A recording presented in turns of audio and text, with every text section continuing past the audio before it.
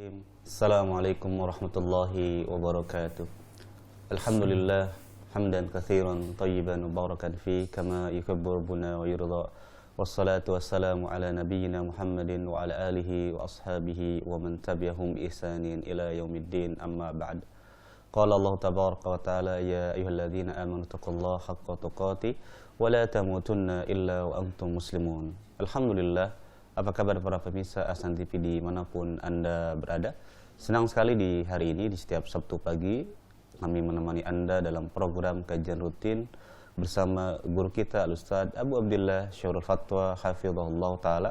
Masih membahas salah satu karangan kitab Syekh Muhammad Syakir Asy-Syarif, yakni 40 hadis wanita. Dan Alhamdulillah, insyaAllah di pagi hari ini kita akan memasuki bab baru, yakni menghindari ikhtilat. Dan insyaAllah Ta'ala kita akan memasuki hadis yang ke-8, dan kami persilakan bagi Anda para pemirsa Ahsan TV dimanapun Anda berada yang memiliki kitab terjemah, silakan Anda bisa membuka di halaman 89 di kitab tersebut. Sekali lagi silakan, kami persilakan Anda untuk bisa membuka di halaman 89, yakni insyaallah Ustaz akan membahas di hadis yang ke-8, pintu khusus untuk wanita di masjid.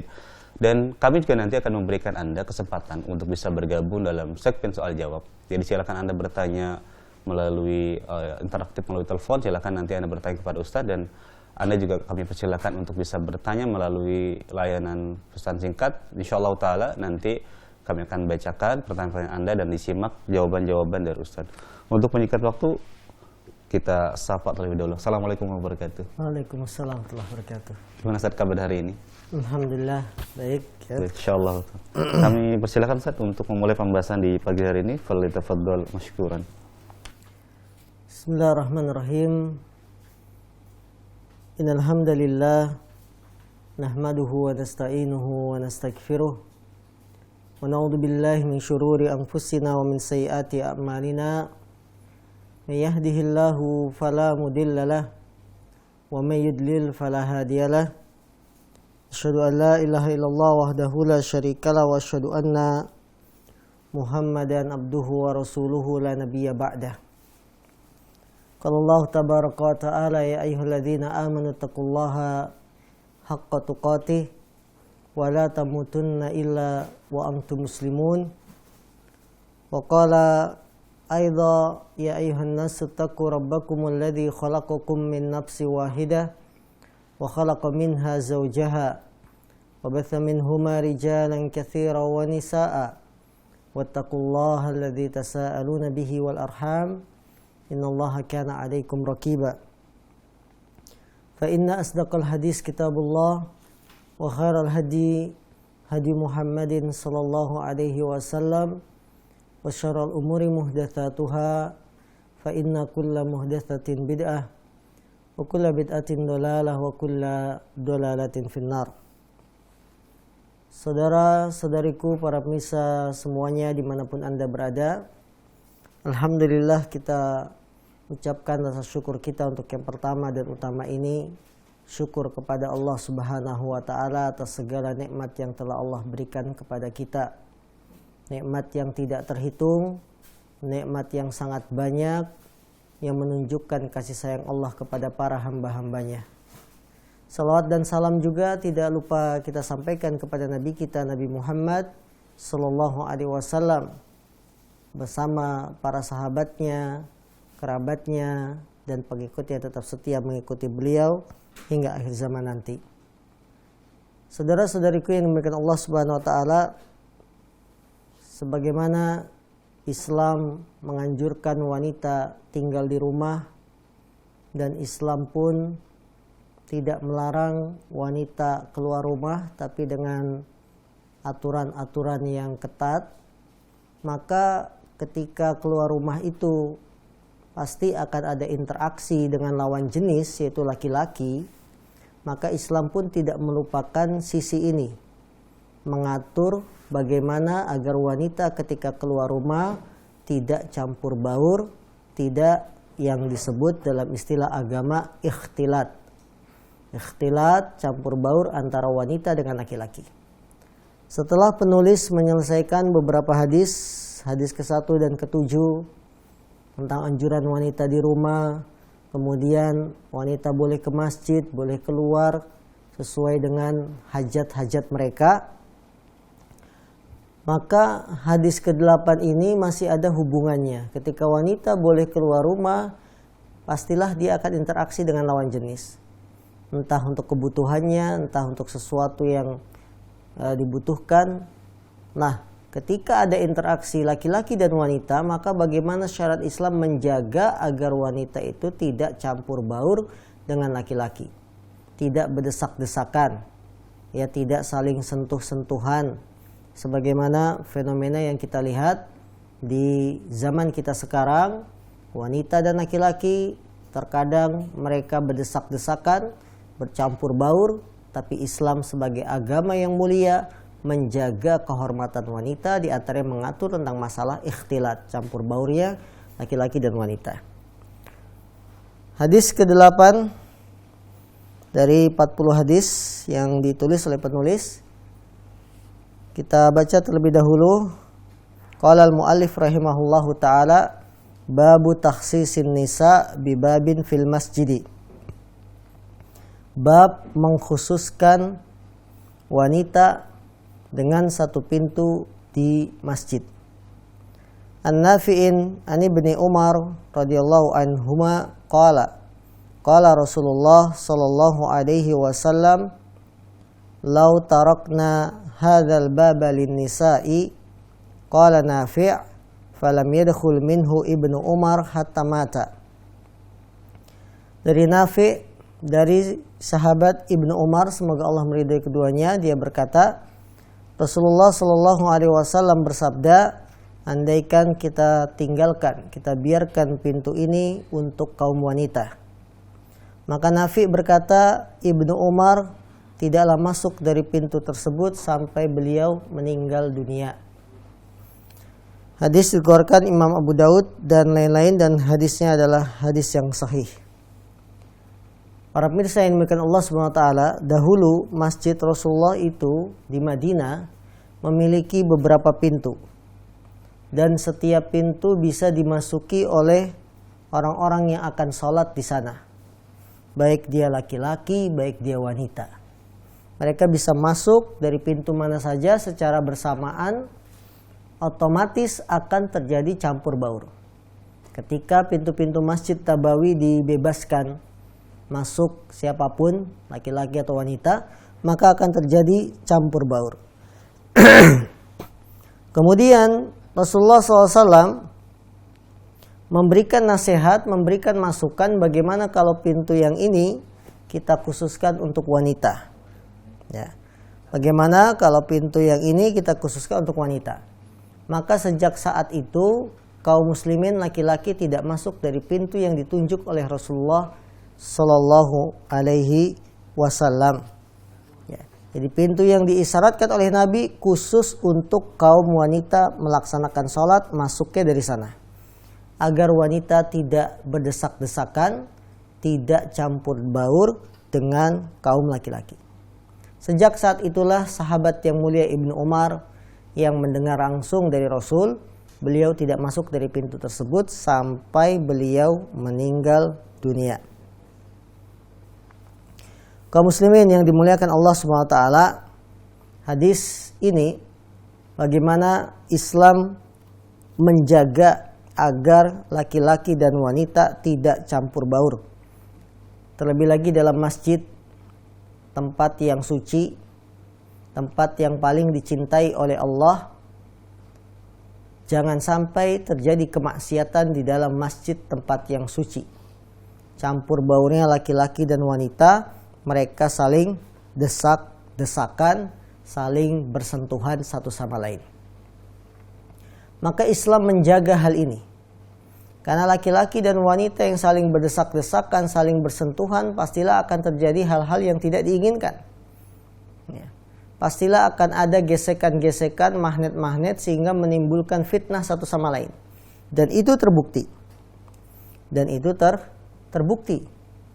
Kalau kita lihat zaman sekarang, wanita laki-laki yang desak-desakan di KRL, di bis kota, ya, atau di tempat-tempat yang lain, busway dan seterusnya, ini menunjukkan perbuatan campur baur laki-laki wanita pastilah ada kerusakan, dan itu terbukti. Bagaimana seorang wanita ketika naik KRL dilecehkan laki-laki, karena bagaimana mungkin bisa dihindari pelecehan kalau mereka saling berdesak-desakan, saling sentuh. Islam tidak ingin wanita menjadi seperti itu, bahan pelecehan kaum laki-laki. Islam sangat menjaga dan menghormati kaum wanita. Maka di antara bentuk penghormatan Islam kepada kaum wanita, ketika mereka ingin sholat di masjid, disiapkan pintu khusus untuk mereka masuk. Untuk kaum wanita saja, tidak boleh kaum laki-laki masuk lewat situ. Ini pemuliaan dari Islam. Contoh yang lain, bagaimana Islam sangat menjaga agar laki-laki dan wanita tidak campur baur. Ketika dalam sholat berjamaah, apabila wanita sholat di masjid berjamaah bersama kaum laki-laki, maka Rasulullah mengatakan sebaik-baik shaf barisan laki-laki adalah yang paling depan, dan yang paling buruk adalah yang paling belakang. Adapun untuk wanita, sebaik-baik shaf ketika mereka sholat bersama laki-laki di masjid, yang paling baik adalah yang paling belakang, yang paling buruk adalah yang paling depan. Kenapa Rasulullah mengatakan ketika wanita sholat di masjid berjamaah bersama laki-laki, shaf barisan sholatnya yang paling baik adalah yang paling belakang? Karena yang paling belakang paling jauh dengan kaum laki-laki, sehingga bisa terhindar dari yang namanya campur baur. Ya, ketika jamaah laki-laki penuh, wanita di belakang, ini akan terhindari kontak gesekan dengan jamaah laki-laki. Karena itulah kaum muslimin yang dimuliakan Allah, bagaimana indahnya Islam mengatur hubungan antara laki-laki dan wanita. Contoh lain, Rasulullah SAW ketika melihat para sahabat wanita semangat untuk sholat subuh bersama Nabi di masjid, Nabi jika telah salam, selesai sholat, Assalamualaikum warahmatullahi, Assalamualaikum warahmatullahi, beliau tidak langsung balik badan menghadap makmum. Dan beliau perintahkan kaum wanita untuk segera pulang dari masjid. Jadi kaum wanita itu kalau sudah salam segera pulang. Jangan berlama-lama zikir, apalagi ditambah zikir pagi sore. Ya. Segera keluar ketika imam sudah salam. Nah, Nabi SAW tidak langsung balik badan menghadap makmum. Dan memerintahkan wanita segera keluar dari masjid kalau sudah salam. Ini tujuannya apa? Tujuannya menjaga kehormatan wanita supaya tidak campur baur, berdesak-desakan dengan kaum laki-laki. Inilah kaum muslimin, betapa indahnya agama kita, Islam menjaga pergaulan, interaksi antara wanita dan laki-laki, melarang yang disebut ikhtilat. Pelajaran yang bisa kita petik dari hadis ini, yang pertama, larangan dari campur baurnya kaum wanita dengan kaum laki-laki. Tidak boleh kita saling sentuhan. Karena Nabi kita SAW beliau bersabda, sungguh seseorang kepalanya ditusuk dengan jarum besi, itu lebih baik baginya daripada menyentuh tangan wanita yang tidak halal baginya. Kalau menyentuh tangan wanita saja tidak boleh, apalagi sampai berdesak-desakan, badan ketemu badan, yang nempel, tentu lebih utama tidak boleh, dan ini menimbulkan kerusakan. Sebagaimana yang sering kita baca kasus-kasus ya di negara kita, karena sebab bercampur baur terjadilah kerusakan. Bahkan di sekolah-sekolah, ketika satu kelas dicampur murid laki-laki, murid wanita, terjadi kerusakan. Ya, terutama kelas-kelas yang mereka sudah mengenal aurat. Laki-laki sudah akil balik, wanitanya juga. Dicampur satu kelas, akan saling pandang, akan saling sentuh.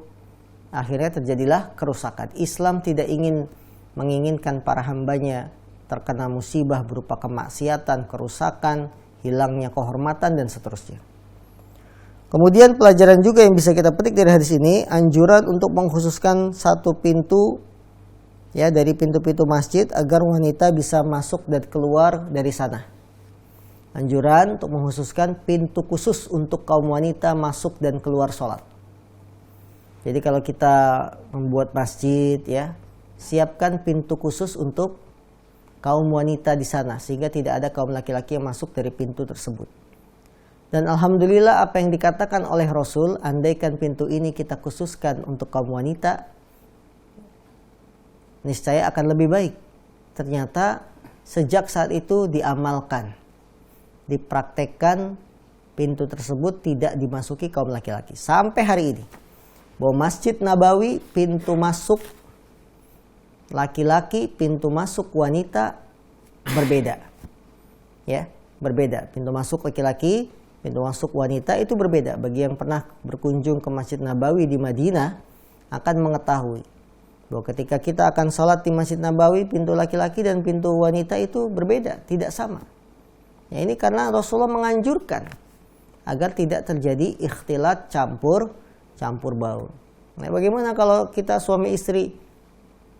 Suaminya mengantarkan istri sampai depan pintu wanita, setelah itu istri suruh masuk, suaminya masuk dari pintu laki-laki. Ya, ini bagaimana Rasulullah SAW sangat perhatian kepada umat. Beliau memberikan arahan, gimana kalau pintu ini kita biarin untuk wanita saja. Sejak saat itu Ibnu Umar tidak masuk dari pintu tersebut. Maka kaum muslimin kalau kita lihat di Saudi Arabia memang rata-rata pintu masjid wanita itu beda dengan pintu masjid laki-laki. Wanita itu ada tulisannya musallan nisa. Musallan nisa artinya pintu masuk buat tempat sholatnya wanita. Pelajaran juga yang bisa kita petik dari hadis ini, segala perkara yang memang dibutuhkan laki-laki dan wanita dalam urusan-urusan umum, maka sebisa mungkin dilarang dari yang namanya ikhtilat, campur baur. Ya. Karena hal itu jelas tujuannya untuk kebaikan bersama. Jadi urusan apapun, laki-laki dan wanita dalam perkara-perkara dunia, jika dibutuhkan, maka kalau bisa ya tidak terjadi ikhtilat. Contoh misalkan rumah sakit, laki-laki butuh berobat, wanita butuh berobat. Jadikan dipisah. Pintu masuk laki-laki, sini pelayanannya, ada customer service-nya sendiri. Wanita daerah sini, ya. Diupayakan untuk dipisah. Jangan sampai terjadi ikhtilat. Pesta pernikahan, manusia butuh yang namanya penyelenggaraan pesta nikah. Maka dalam menyelenggarakan pesta walimah, bedakan pintu masuk kaum laki-laki, pintu masuk kaum wanita. Sehingga pengantin wanita satu panggung khusus, tamu undangannya wanita semua. Ya, yang akan membawa kebaikan bahwa wanita tersebut tidak dilihat oleh laki-laki asing, karena yang menjadi tamu undangan wanita semua. Dalam satu gedung yang sama, di tempat terpisah, tamu laki-laki menghadap pada pengantin pria. Ya, sehingga tamu undangan laki-laki tidak melihat pengantin wanitanya. Ya. Sebaliknya, kaum wanita, tamu undangan wanita pun tidak melihat pengantin prianya. Jadi dipisah. Ini menunjukkan bahwa Islam itu menginginkan kebaikan bersama.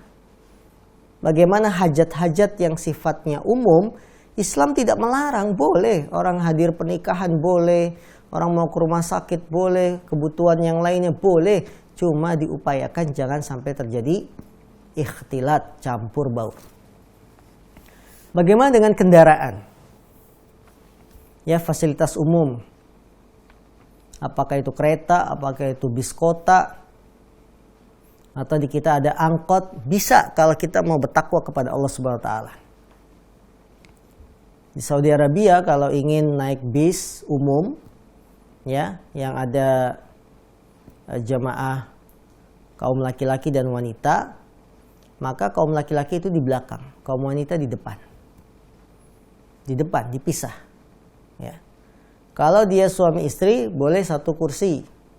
Ya, satu bangku, dua kursi kan. Satu baris. Tapi ketika si wanita ini sendirian, dia duduk di depan, laki-laki di belakang. Tidak boleh campur baur antara laki-laki dan wanita. Bagaimana dengan kereta yang sifatnya umum? Bisa. Kereta misalkan sekali jalan berapa gerbong? 10 gerbong dibagi 2. 5 gerbong untuk wanita, 5 gerbong untuk laki-laki. Dan alhamdulillah pemerintah kita sudah mulai ada seperti ini. Saya melihat gerbong khusus wanita, ada ya? Ada. Gerbong khusus wanita, itu ada. Maka laki-laki kalau masuk gerbong situ merasa malu kok isinya perempuan semua. Nah ini tindakan yang baik. Bahwa kemaslahatan umum kegiatan apapun yang akan melibatkan interaksi laki-laki dan wanita, maka diupayakan tidak terjadi ikhtilat campur baur. Termasuk dalam hal ini pengajian, termasuk dalam hal ini sholat berjamaah. Dihindari yang namanya campur baur, masuknya laki-laki dan wanita secara bersamaan, keluar bersamaan, berdesak-desakan, saling pandang, saling melihat, dan seterusnya dari keburukan-keburukan yang tidak kita inginkan. Yang ketiga, pelajaran yang bisa kita petik dari hadis ini, sifat wara dari Abdullah bin Umar. Dan beliau betapa sangat semangat untuk mengikuti apa yang dikatakan oleh Rasul. Sejak Nabi bilang bagaimana kalau ini kita biarkan pintu ini untuk kaum wanita, beliau tidak masuk dari pintu tersebut sampai meninggal dunia.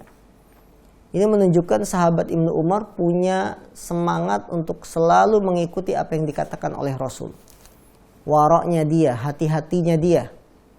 Dia tidak ingin sejak saat itu mungkin kalau masuk lewat pintu tersebut ada wanita juga yang masuk. Maka beliau tidak masuk dari pintu tersebut sampai meninggal dunia. Ini sifat yang warok dan hati-hati yang harus kita miliki. Seorang muslim harus berhati-hati dengan yang namanya fitnah. Jangan menganggap enteng, jangan menganggap kebal. Kalau saya mah biasa aja kali sama wanita. Iya, biasa aja. Awalnya biasa saja. Lama-lama ada perasaan, ya, lama-lama terkena panah asmara. Kalau sudah terkena panah asmara, gila asmara, ya. Berawal dari apa? Perjumpaan. Berawal dari apa? Saling sentuh. Berawal dari apa? Desak-desakan. Maka jangan menganggap remeh yang namanya fitnah. Karena fitnah itu sangat dahsyat. Pelajaran berikutnya yang bisa kita petik dari hadis ini, hendaknya bagi para pemimpin untuk mengambil sarana-sarana yang sesuai, memisahkan laki-laki dan wanita supaya tidak terjadi ikhtilat. Pemimpin hendaklah mengambil sarana-sarana yang sesuai supaya tidak terjadi ikhtilat antara laki-laki dan wanita, campur baur. Ya, pemimpin misalkan ditunjuk sebagai koordinator fasilitas transportasi umum, maka dia arahkan untuk penumpang wanita bis di depan. Jumlah kursi misalkan satu bis itu berapa? 50 ya. 30% atau 60%-nya buat wanita karena wanita itu lebih banyak jumlahnya. Ya. Dari kursi 50, 30 kursi buat wanita, 20 kursi bagian belakang untuk laki-laki. Bisa. Kereta pun demikian, gerbongnya ada berapa? Ya, kalau 10 gerbong, 6 gerbong buat wanita, 4 gerbong buat laki-laki atau setengah-setengah, silakan. Diatur, ya. Di sekolah kita ditunjuk sebagai menteri pendidikan misalnya. Maka bisa diterapkan peraturan ini. Bagaimana laki-laki dan wanita pintu gerbangnya tidak sama masuknya. Kemudian kelasnya pun dipisah. Kalau kelasnya terbatas, misalkan murid 30. Jika harus dipisah, butuh 2 kelas. Ya. Kalau digabungkan kan hanya 1 kelas. Bisa 1 kelas cuma dipisah. Tempat duduk laki-laki dan wanita. Bisa. Ya. Kalau kita ingin bertakwa kepada Allah, wa may yattaqillaha yaj'al lahu makhraja.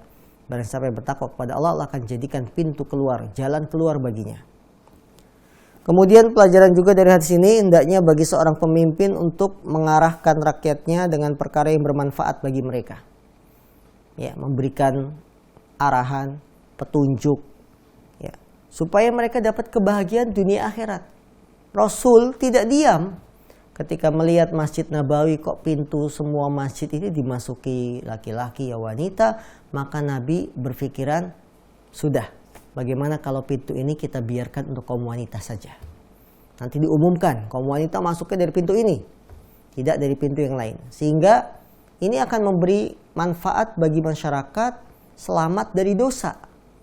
Selamat di dunia dan juga di akhirat. Selamat di dunia, tidak terjadi dosa ikhtilat, tidak saling pandang, tidak saling sentuh. Selamat di akhirat, orang yang melakukan itu tidak akan terkena siksa api neraka karena dia terjaga dari dosa. Maka seorang pemimpin itu selalu melihat apa yang menjadi kebaikan masyarakatnya, apa yang bisa bermanfaat bagi rakyatnya. Ya, dia tidak hanya mengutamakan kepentingan dunia atau hanya ingin mendapatkan harta dunia, tidak, tapi dia benar-benar memimpin itu untuk kebaikan masyarakat sebagaimana contoh dari Nabi kita yang mulia sallallahu alaihi wasallam. Berikutnya hadis ke-9. An Hamzah bin Abi Usaid Al-Ansari an abihi annahu sami'a Rasulullah sallallahu alaihi wasallam yaqul wa huwa kharijun minal masjid. Fakhtalata rijalu ma'an nisa'i fit tariq faqala Rasulullah sallallahu alaihi wasallam lin nisa' istakhirna fa innahu laysa lakunna an tahquqna at-tariq alaikunna bihafatit tariq. Fakanatil mar'atu taltasiku bil jidar hatta inna thawbaha la yata'allaku bil jidari min lusukiha. Dari Hamzah bin Abi Usaid Al-Ansari dari bapaknya bahwasanya beliau mendengar Rasulullah SAW berkata ketika beliau sedang keluar dari masjid. Jadi Rasulullah saat keluar dari masjid beliau berkata, saat itu melihat fakhtalatu rijal ma'an nisa fit tariq. Kaum laki-laki dan wanita ikhtilat di jalan. Yang namanya bubar masjid, bubar dari sholat kan ramai. Rasulullah keluar ngeliat laki-laki wanita pada campur baur desak-desakan. Maka Rasulullah berkata kepada kaum wanita, istakhirna, wahai kaum wanita, mundur, menyingkirlah. Tidaklah boleh bagi kalian untuk berjalan di tengah-tengah. Kalian tidak boleh berjalan di tengah-tengah. Wajib bagi kalian berjalan di pinggir jalan, jangan di tengah. Kata periwayat hadis, maka wanita pun menempel di tembok-tembok sampai pakaian mereka itu ya mengenai tembok saking nempelnya, saking dekatnya. Hadis ini pun masih berhubungan dengan larangan ikhtilat campur baur. Nabi baru saja keluar masjid melihat kejadian laki-laki dan wanita campur baur di jalan. Ya, sebagaimana yang sering kita saksikan bersama kalau bubar dari masjid, ada kaum wanita atau bubar kajian kadang tercampur di jalan. Maka Rasulullah langsung mengatakan kepada kaum wanita, istakhirna, wahai kaum wanita mundur, belakangan, ngalah, biarkan laki-laki dulu lewat. Ya. Kalian tidak boleh jalan di tengah-tengah. Kalau jalan di tengah, pastilah akan terjadi campur baur, ikhtilat. Kalian itu wajibnya jalan di pinggir. Kata periwayat hadis, saking mepetnya minggirnya, baju-baju mereka nempel ke tembok. Saking mepetnya ke pinggir jalan. Maka pelajaran yang bisa kita petik dari hadis yang mulia ini, larangan wanita campur baur dengan laki-laki. Sama saja dalam perkara umum atau di jalan atau perkara-perkara khusus. Tidak boleh. Kan jalan-jalan umum.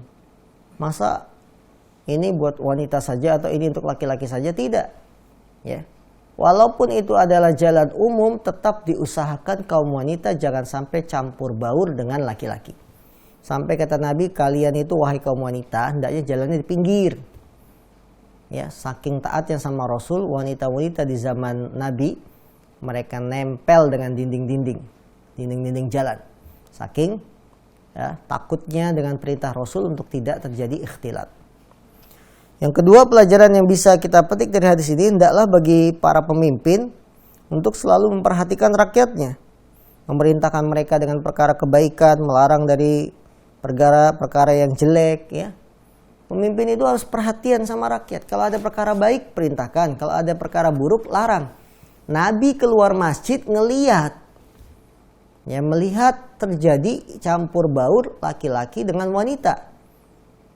Nabi tidak tinggal diam. Nabi berkata kepada kaum wanita, istakhirna, wahai kaum wanita, mundur kalian. Ngalah. Mundur. Ya. Belakangan aja. Kalian itu jalannya di pinggir, jangan di tengah. Ini pelajaran bagi setiap para pemimpin. Hendaknya selalu mengarahkan masyarakat, memerintahkan mereka kebaikan dan melarang dari perkara yang mungkar. Ya. Jadi pemimpin itu berat memang, karena pemimpin itu kan akan diminta pertanggungjawaban. Kalau tidak diminta pertanggungjawaban di dunia, dia akan diminta pertanggungjawaban di hadapan Allah Subhanahu wa taala. Maka kalau ada perkara yang jelek, pemimpin itu melarang. Kalau ada perkara yang bagus, perintahkan manusia untuk melakukan. Rasul melihat ada kemungkaran. Ketika keluar masjid, Rasul melihat campur baur. Maka Rasul langsung mengatakan, wahai kaum wanita, mundurlah kalian, menyingkirlah kalian. Kalian tidak boleh jalan di tengah-tengah. Kalian itu jalannya di pinggir. Sampai-sampai kaum wanita yang mendengar perintah Nabi, mereka menempelkan baju-baju mereka di tembok. Ya. Kemudian pelajaran yang ketiga yang bisa kita petik dari hadis ini, larangan wanita berjalan di tengah jalan dan memerintahkan mereka untuk jalan di pinggir. Karena kalau jalan di tengah juga banyak kendaraan. Ya, di zaman kita motor ramai. Maka para ibu kalau belanja ke pasar jangan jalan di tengah, pinggir ya. Pasar itu ada orang jalan, ada orang lewat, ada orang naik beca, ada orang naik motor, pinggir. Jangan berjalan di tengah-tengah. Dan itu pun sudah terjadi di zaman Rasul, yang namanya campur baur itu sudah ada di zaman Rasul. Makanya Rasulullah sampai mengatakan ucapan semacam ini. Pelajaran berikutnya dari hadis yang mulia ini, bolehnya seorang laki-laki yang amanah berbicara kepada wanita untuk satu kebutuhan. Ya. Atau memerintahkan mereka perkara baik atau melarang dari kemungkaran. Ya, laki-laki yang amanah, yang aman dari fitnah boleh berbicara kepada kaum wanita untuk satu tujuan. Nabi bilang apa? Ya ma'saran nisa istakhirna, wahai kaum wanita, menyingkirlah kalian, mundur. Ini berarti Rasul berbicara kepada kaum wanita, dan itu boleh. Islam tidak melarang interaksi laki-laki dan wanita dalam berbicara. Namun Islam mengatur bagaimana cara berbicaranya laki-laki dan wanita. Sifat ketika laki-laki ingin berbicara kaum wanita, maka satu, dia harus menjaga hatinya. Ya, untuk hatinya ini aman dari fitnah, selamat. Begitupun kaum wanita ketika berbicara dengan laki-laki menjaga hatinya. Yang kedua, pembicaraan ini lil hajah, untuk satu kebutuhan.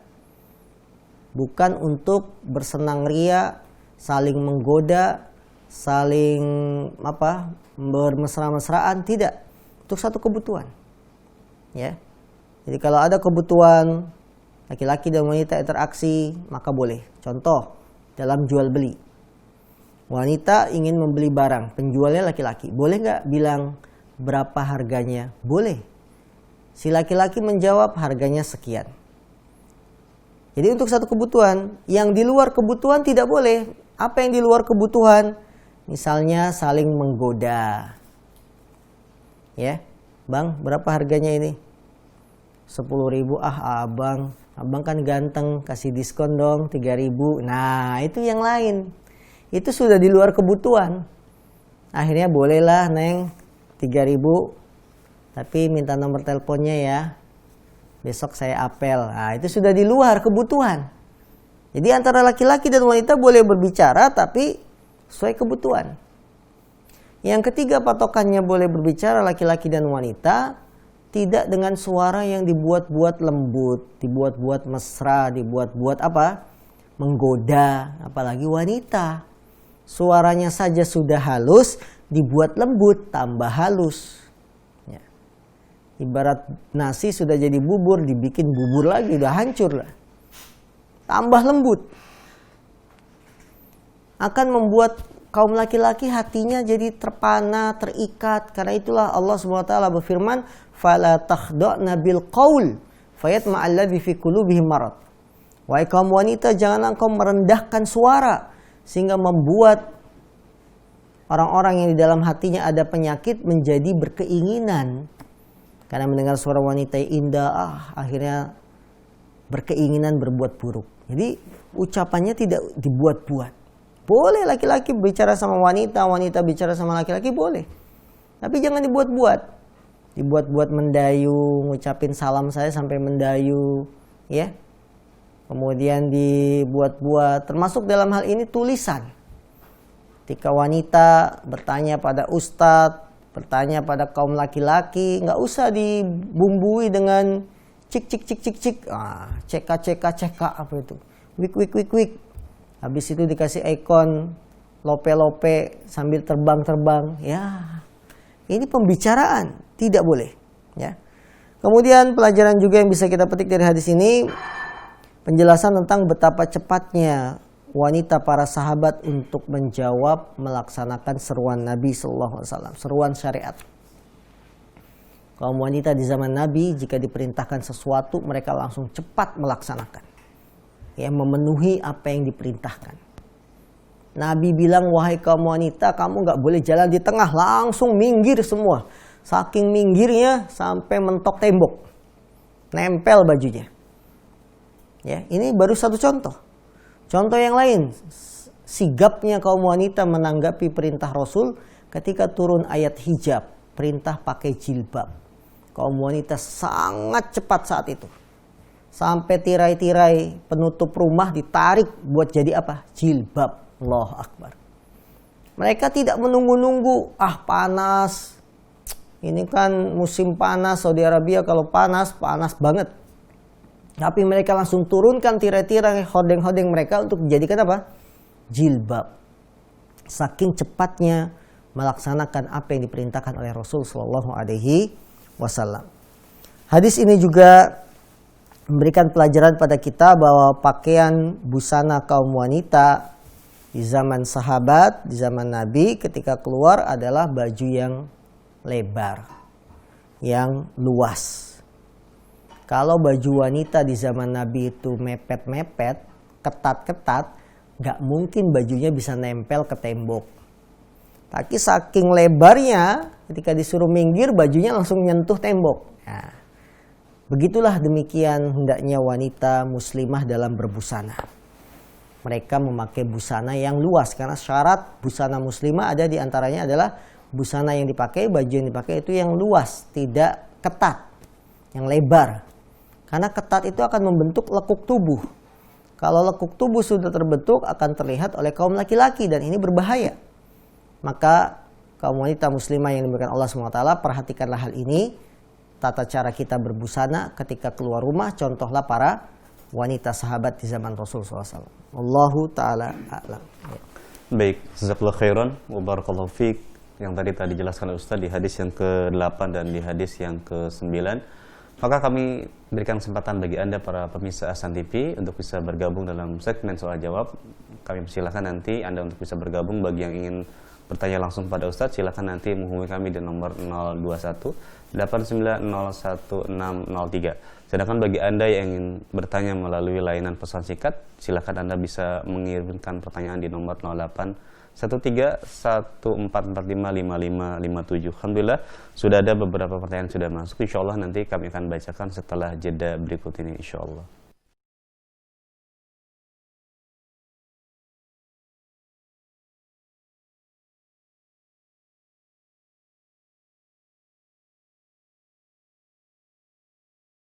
Baik para pemirsa Ahsan TV dimanapun Anda berada, insya Allah kami berikan kesempatan bagi Anda untuk bisa bergabung dalam segmen soal jawab. Alhamdulillah sudah ada beberapa penanya yang sudah masuk melalui chat. Sebelumnya kami akan berikan kesempatan dulu bagi Anda yang ingin bergabung melalui layanan interaktif. Silakan menghubungi kami di nomor 02189011603. Baik, sambil kita menunggu telepon yang masuk, kita akan bacakan beberapa pertanyaan yang sudah masuk. Kita bacakan pertanyaan pertama dari pemirsa di Tambun. Assalamualaikum warahmatullahi wabarakatuh. Ustadz, izin bertanya, saya dari Tambun. Ustadz, apabila seorang istri masuk grup WhatsApp teman-teman sekolah SMA atau teman-teman lama yang isinya ada laki-laki dan perempuan, apakah hal ini diperbolehkan Ustadz? Syukran wa jazakumullahu khairan. Baik, pertanyaan dari saudara kami di Tambun, apabila istri masuk grup alumni SMA yang di sana ada laki-laki, ada juga wanita, apakah ini diperbolehkan atau tidak? Ini disebut ikhtilat secara tidak langsung, campur baur secara tidak langsung. Maka kalau istri ingin masuk ke grup alumni SMA yang ada laki-laki, ada wanita, hendaklah ditemani suaminya. Jadi istri masuk ke grup itu minta juga nomor suami dimasukkan. Jangan hanya nomor istri saja. Loh kan suami kamu bukan alumni SMA kita.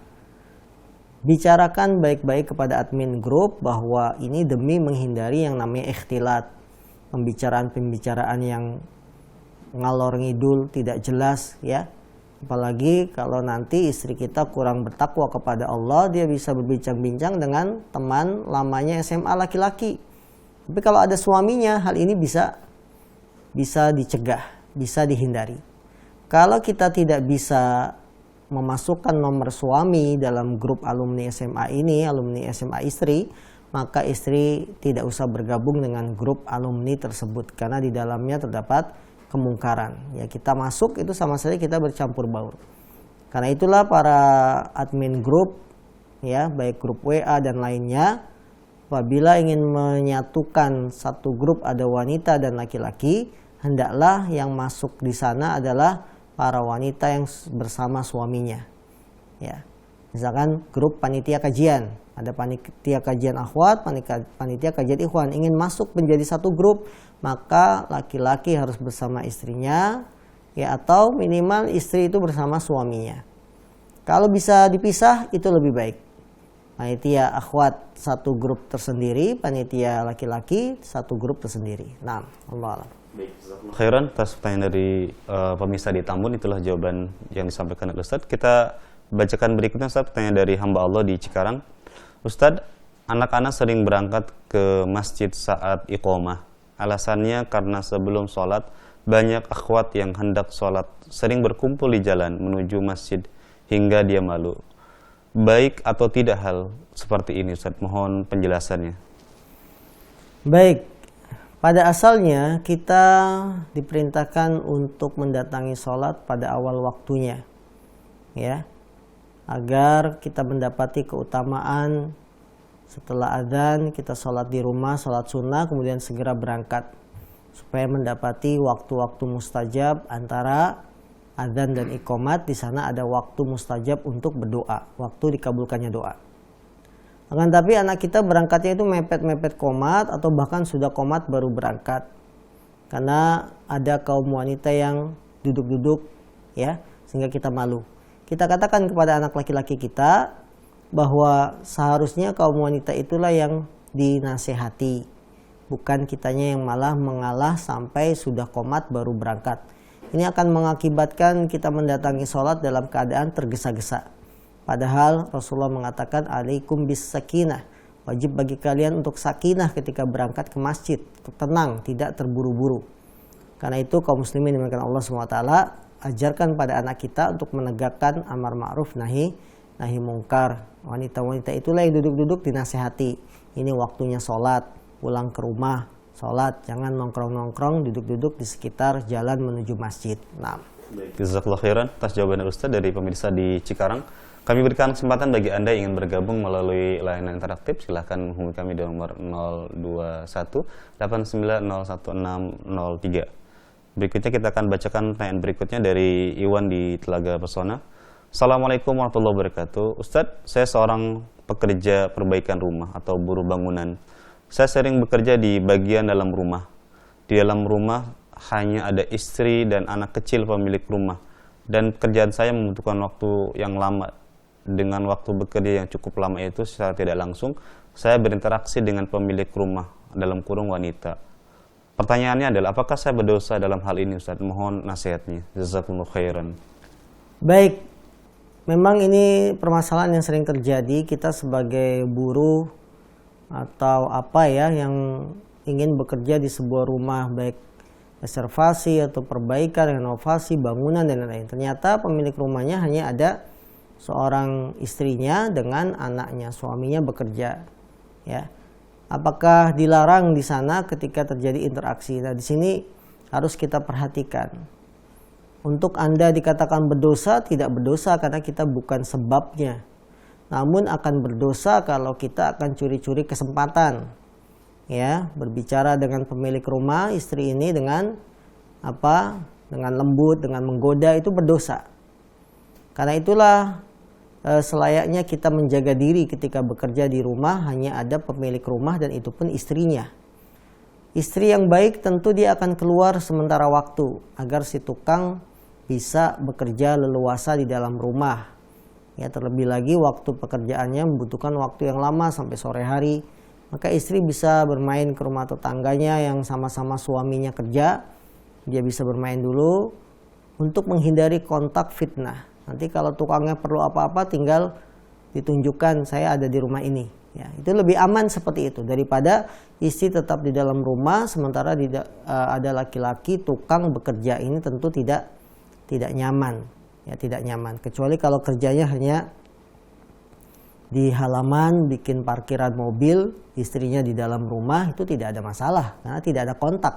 Ya, jauh berbeda, ya, tidak masuk rumah. Tapi kalau kerjaannya di dalam rumah, istrinya ada di sana sebagai mandor, melihat, ngontrol, nanti ke kamar. Nah, ini sangat berbahaya sekali. Nah, khairan atas jawaban dari Ustaz dari pertanyaan dari Pak Iwan di Telaga Pesona. Kita akan bacakan pertanyaan berikutnya Ustaz dari hamba Allah, seorang istri. Ustadz, mohon nasihatnya bagaimana sikap seorang istri terhadap suami yang si istri dilarang untuk menghadiri kajian, istri sudah patuh. Kemudian si istri mendengarkan kajian-kajian melalui handphone juga masih dilarang Ustadz. Mohon nasihatnya sebatas mana seorang istri mematuhi perintah suami Ustadz. Baik, ini curhatan seorang istri yang beliau dilarang untuk ikut kajian, dilarang untuk belajar ilmu agama melalui media seperti handphone dan lain-lain. Yang perlu diperjelas di sini apa alasannya. Mengapa suami itu melarang istrinya berangkat ikut kajian? Mengapa suami melarang istrinya belajar ilmu agama juga dilarang walaupun itu hanya lewat media melalui handphone, WhatsApp dan lain-lain juga dilarang. Ini alasannya apa? Perlu diperjelas. Jadi kalau ingin menanyakan sesuatu permasalahan, semuanya harus diperjelas. Jangan hanya suami saya melarang. Ya. Diperjelas apa alasannya. Mengapa suami melarang? Jangan-jangan itu adalah karena ulah perbuatan kita juga sehingga suami melarang. Contoh, kita kalau ngaji pakai parfum. Menor, tahu menor? Mencolok ya, dandanannya. Sehingga akhirnya suami bilang, sudah kamu nggak usah ngaji, kamu di rumah saja. Gara-gara perbuatan kita. Maka jika menanyakan satu permasalahan, diperjelas. Mengapa sebabnya suami melarang? Kita tidak akan bisa memberikan solusi, jawaban, kalau pertanyaan itu masih mengambang atau malah menguntungkan salah satu pihak. Kadang-kadang penanya itu kan ingin Ustadz itu jawabannya membenarkan dirinya. Ya, Ustadz, apa hukumnya suami melarang mengaji? Kalau ini nggak diperjelas, yang untung yang menang siapa nanti? Istrinya. Oh, suami nggak boleh melarang istri ngaji. Ya, seperti itu kan. Tapi diperjelas dulu, apa alasannya? Ya, penanya itu kadang-kadang ingin menjatuhkan orang lain. Ini nggak boleh, harus diperjelas. Apa sebabnya suami melarang? Bisa jadi karena perbuatan istri, atau bisa jadi perbuatan suami. Ini maka harus diperjelas terlebih dahulu, agar permasalahannya bisa diberikan jalan terbaik yang tepat. Wallahu ta'ala alam. Nah, kalau kita tambahkan sedikit, pertanyaannya ada salat si suami ingin istrinya kembali seperti yang dulu, tidak mengenal sunnah Ustaz, dan tidak suka terhadap dakwah sunnah. Baik, kalau dilanjutkan sebabnya suami melarang istrinya belajar kajian atau belajar agama karena tidak ingin istrinya berubah. Saya ingin kamu seperti dulu. Seperti dulu itu maksudnya apa? Pakai rok mini, buka jilbab dan lain-lain. Maka ini tentu sebab yang tidak boleh, sebab yang dilarang. Jelaskan kepada suami, kalau kamu ingin saya seperti dulu, ya, maka hal itu tidak bisa. Karena saya ingin berubah, saya ingin mengamalkan firman Allah, suruh pakai jilbab. Saya diperintahkan oleh Nabi untuk belajar agama, untuk menjemput hidayah dan seterusnya. Jadi kalau alasannya ini dari suami yang gak senang istrinya berubah, maka ini alasan yang tidak tepat. Maka kita harus menasehati suami, harus ada usaha. Harus ada usaha. Tapi kalau suami melarang ngaji, melarang belajar agama karena ulah kita juga, diberi kesempatan untuk ngaji, pulangnya bukan langsung pulang, malah mampir dulu ngerujak dengan teman-teman. Nah itu berarti kan salahnya istri. Ini yang harus diperbaiki berarti istrinya. Tapi kalau larangan suami untuk belajar agama karena ingin kamu seperti dulu lagi sebelum mengenal sunnah, maka ini alasan yang tidak bisa diterima. Tugas istri menasehati suami baik-baik supaya perjalanan rumah tangga kita tetap berjalan dengan baik. Nah, baik, jazakallahu khairan atas jawaban Ustadz. Kita bacakan penanya terakhir Ustadz dari hamba Allah. Assalamualaikum warahmatullahi wabarakatuh. Ustadz, mau penjelasan bagaimana batasan ikhtilat yakni sesama jenis Ustadz, seperti dalam kasus di pondok-pondok, karena kami sering dapati ada kerusakan di pondok seperti terjadinya lesbi dan homo. Mohon nasihat Ustadz tentang ini. Baik, batasan ikhtilat. Ikhtilat yang dilarang adalah ikhtilat antara laki-laki dan wanita, karena bersentuhannya saja sudah dosa. Adapun ikhtilat sesama jenis, ya laki-laki dengan laki-laki sentuhan kulit tidak ada masalah, wanita dengan wanita sentuhan kulit tidak ada masalah. Namun yang perlu diperhatikan, apabila sesama jenis, ya, maka ikutilah aturan-aturan agama dalam pergaulan sesama jenis. Di antaranya, tidak boleh tidur satu selimut, satu kasur satu selimut, ya. Wanita dengan wanita walaupun sesama wanita, tapi tidurnya tidak boleh satu selimut. Ini dilarang. Begitupun laki-laki dengan laki-laki tidak boleh tidur satu selimut. Yang kedua, aturan pergaulan sesama jenis, jangan menampakkan aurat-aurat yang tidak boleh dilihat sesama jenis. Aurat wanita sesama wanita yang boleh dilihat hanya anggota-anggota wudhu. Adapun badan wanita yang bukan anggota wudhu tidak boleh dilihat walaupun sesama wanita. Anggota wudhu berarti apa? Tangan sampai siku, wajah, rambut, boleh dilihat sama wanita, telinga boleh, kaki sampai mata kaki. Tapi ketika wanita membuka bajunya memperlihatkan aurat yang bukan anggota wudhu, maka dilarang walaupun itu sama wanita. Ya, dia memperlihatkan pahanya dan seterusnya. Ini sama wanita tidak boleh. Laki-laki pun demikian. Sesama laki-laki tidak boleh memperlihatkan aurat-aurat yang berat. Ya, aurat-aurat yang berat sehingga akan menyebabkan kerusakan terjadi baik itu homo atau lesbi. Jadi yang dimaksud syariat ikhtilat adalah campur baur laki-laki dan wanita. Ketika sesama jenis laki-laki dengan laki-laki, wanita dengan laki-laki, ada aturan lain. Ya, di antaranya kalau sentuhan tidak dosa, tapi sentuhan yang biasa, bukan sentuhan yang luar biasa.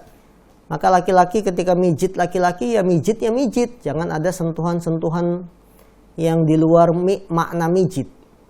Kemudian menampakkan auratnya harus diperhatikan, kemudian tidurnya tidak boleh bareng satu selimut. Maka para santri laki-laki ketika tidur dia harus tetap menutup aurat. Ya, jangan sampai pakai sarung tapi di dalam sarung tidak pakai celana dalam. Nah, nggak boleh. Karena akan sangat berbahaya, akan terjadi cinta sejenis, cinta terlarang. Begitupun sesama wanita.